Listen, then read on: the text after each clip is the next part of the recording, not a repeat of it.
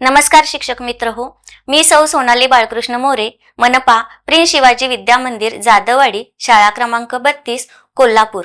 आज आपण निपुण महाराष्ट्र अभियान अंतर्गत इयत्ता दुसरीच्या विद्यार्थ्यांमध्ये गणित विषयातील क्षमता संख्याज्ञान यामधील स्तर क्रमांक 8, 10 ते 20 पर्यंतच्या वस्तू मोजणे हा स्तर विकसित करण्यासाठी कोणत्या कृती घेता येतील याविषयी चर्चा करणार आहोत। तर आज आपण जी पहिली कृती बघणार आहे त्या कृतीचे नाव आहे चला वस्तू मोजूया। कृतीचे नाव आहे चला वस्तू मोजूया। तर मुलांनो बघा, तुम्ही दोघेही 1 ते 20 पर्यंतचे अंक तुम्हाला क्रमाने म्हणता येतात? चला म्हणा बघूया पटकन। 1 2 3 4 5 6 7 8 9 10 11 12 13 14 15 16 17 18 19 20। अरे वा, किती छान बरं म्हटलं तुम्ही। मग आता 10 नंतर तुम्ही काय म्हटलं बरं? 10 नंतर कोणती संख्या येते? 11।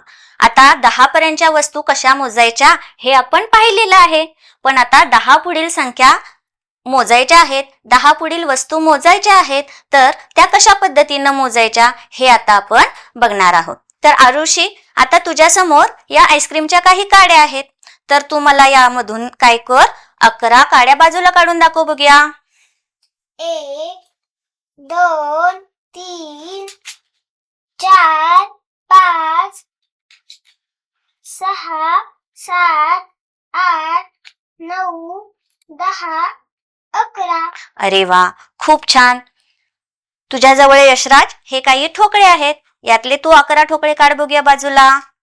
1 2 3 4 5 6 7 8 9 10 11।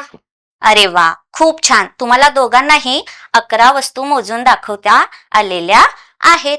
पण तुम्हाला आठवतं का, आपण दशकाचा गठ्ठा करायला शिकलो होतो? हो। काय केलेलं आपण? 10 सुट्ट्या वस्तू म्हणजे 10 एकक। या 10 सुट्ट्या काड्या एकत्र केल्या की याचा झाला 1 दशक। बरोबर। आणि हा 1 एकक, 1 दशक, 1 एकक 11। येथे 10 सुट्ट्या ठोकळ्यांऐवजी मी घेईन दशकाची 1 कांडी। बरोबर। 1 दशक आणि 1 एकक बरोबर 11। किती छान। म्हणजे तुम्ही बघा, मगाशी सुट्ट्या काड्या सुद्धा मोजून दाखवल्या, सुट्टे ठोकळे सुद्धा मोजून दाखवले, आणि आता दशकाचा गठ्ठा करून 1 दशक आणि 1 एकक 11 वस्तू सुद्धा मला मोजून दाखवल्या। बरोबर ना? खूपच छान। म्हणजे तुमच्या लक्षात आलं का, मगाशी तुम्ही जेव्हा सुट्ट्या काड्या किंवा सुट्टे ठोकळे मोजले त्यावेळी तुम्हाला थोडासा वेळ लागला, पण तुम्ही जेव्हा गट्टा करून मोजला त्यावेळी तुम्हाला पटकन मोजता आलं, हो ना?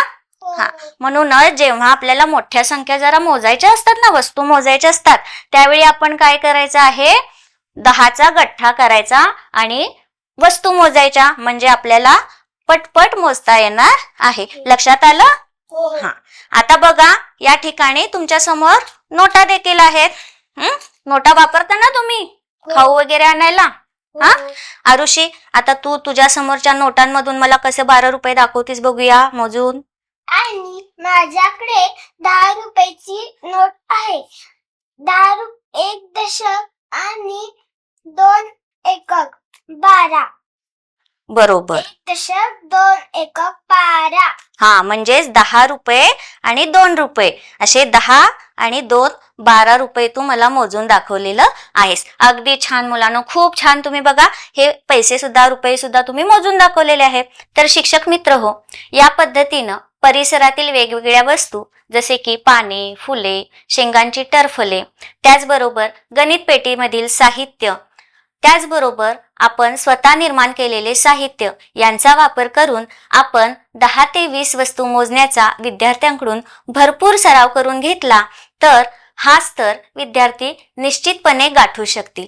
यासाठी आपण प्रयत्नशील राहिले पाहिजे। त्याचबरोबर ही कृती घेण्यापूर्वी आपण दशक ही संकल्पना त्यांच्याकडून पूर्ण करून घेतली पाहिजे, त्यांच्याकडून त्याचा सराव करून घेतला पाहिजे, म्हणजे ही कृती घेताना कोणतीही अडचण निर्माण होणार नाही. धन्यवाद.